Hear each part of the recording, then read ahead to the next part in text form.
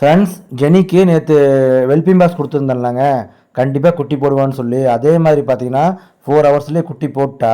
அவளுக்கும் நமக்கும் உண்டான வேவல் வந்து என்றைக்குமே ஈச்சாக தான் இருக்குதுங்க. நான் போடணும்னு நினச்சோம்னா கண்டிப்பாக போட்டுருதுங்க.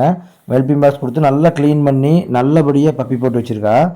நாலுமே வந்து ஆண் குட்டியாக போட்டிருக்கா. நல்லா க்ளீன் பண்ணி அவளே மெயின் பண்ணிட்டா. இப்போ பார்த்தீங்கன்னா ட்ரை கலர்ஸில் நல்ல நெத்தியில் மார்க்கிங்கோட 4 பப்பியும் நல்லா கொழு கொழுன்னு போட்டிருக்குங்க. இன்றைக்கி டே 1 ஆயிடுச்சு. இனி இதுக்கு இவங்களை எப்படி மெயின்டைன் பண்ணணும், எப்படி வளர்த்துறங்கிறத அடுத்தடுத்த வீடியோவில் நம்ம பேர்ட்ஸ் கூட சேர்ந்து இவங்களையும் பார்க்கலாம். இப்போ 4மே வந்து ஆண் குட்டிங்க. பெண் குட்டி வரும்னு நினச்சா ரிட்டர்ன் பண்ணலான்னு இந்த தடவை வரலைங்க. இப்போ 4 பேருக்கும் என்ன பேர் வைக்கலான்னு சொல்லிட்டு நீங்கள் கமெண்ட்ஸில் சொல்லிட்டு போங்க. இவங்க வந்து ஒரு 40 நாளைக்கு வளர்றது, அவங்களுக்கு வேக்சின்ஸு, என்ன ஹெல்த்தியான ஃபுட்ஸ் தரோம், என்ன சப்ளிமெண்ட்ஸ் கொடுக்குறோம், எப்படி வளர்கிறாங்க, எந்த அளவு ஆக்டிவாக இருக்காங்க அப்படிங்கிறதுலாம் நம்ம டெய்லியும் வந்து பேர்ட்ஸ் வீடியோவோடு சேர்ந்து 2 வீடியோவாக இவங்களையும் பார்க்கலாம். நீங்கள் மறக்காமல் ஃபாலோ பண்ணிவிட்டு கமெண்ட்ஸில் சொல்லிட்டு போங்க. Thank you friends. ஜெனி, ஜெனி, ஏன் பால் கொடுக்குறியா?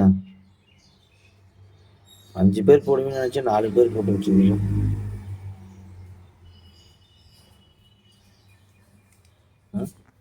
அஞ்சு பேராச்சும் போட்டுருந்துருக்கலாம். இந்த தடவை 4 போட்டியா?